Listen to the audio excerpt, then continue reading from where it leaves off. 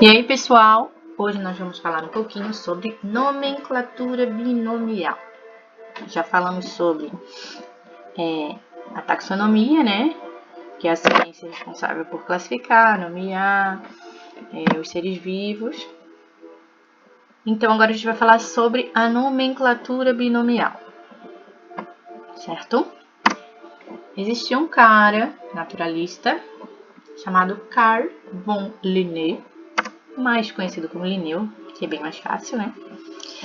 Que propôs, há muitos anos atrás, algumas regras para a gente escrever os nomes científicos dos seres vivos. A primeira delas é: todo ser vivo recebe um nome científico. Todos os seres vivos que já foram estudados e catalogados até hoje recebem um nome científico. Vou dar uns exemplos para vocês. O gatinho fofo, lindo, maravilhoso que nós temos em casa recebe o nome de Felis catus. Nome esquisito, né? Já vamos entender o porquê. Aquela abelha produz o mel, a abelha que tem ferrão, né? A abelha africana que vive aqui no Brasil, recebe o nome de Apis mellifera. Ou malifera, né?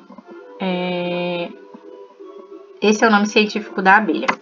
E nós temos também a macieira, como exemplo, que é do pé de maçã, que recebe o nome de Malus domesticus. Por que esses nomes esquisitos? E quais as regras de nomenclatura que Linneu propôs para a gente? Vamos ver. Primeiramente, nomenclatura binomial. Por que recebe esse nome? Recebe esse nome porque ela é composta por duas palavras. Lembra lá? Felis, catus, duas palavras.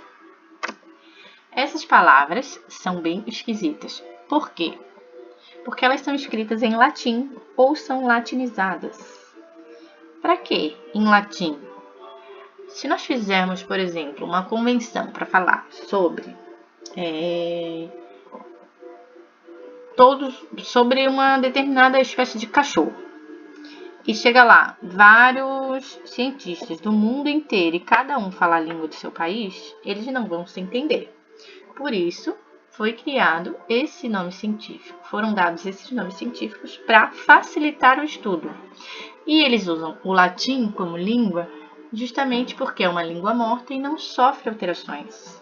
Então, se eles se reunirem para falar sobre o cachorro, todos falarão o nome científico, que o cachorro doméstico é Canis familiaris, e todo mundo vai se entender, porque todo mundo vai usar o mesmo nome, certo?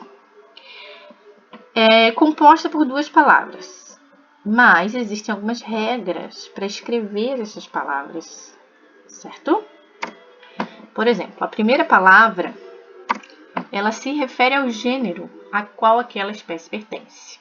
Lembra lá, dentro de categorias taxonômicas que nós temos reino, daí dentro de reino filos, e dentro classes, ordem, família, gêneros e espécie.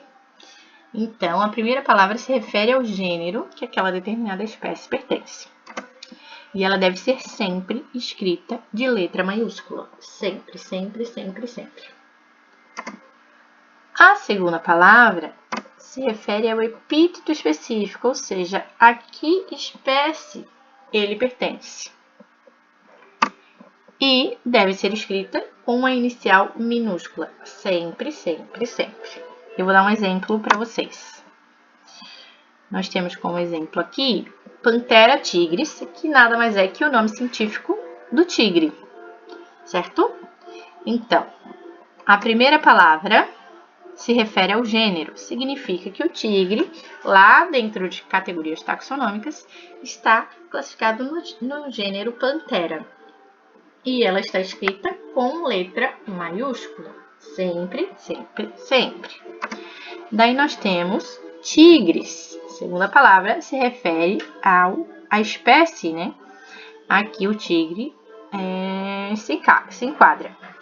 E ela ali escrita com letra minúscula.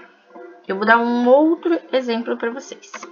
Nós temos aqui Panthera onca, que é o nome Da onça, o nome científico da onça.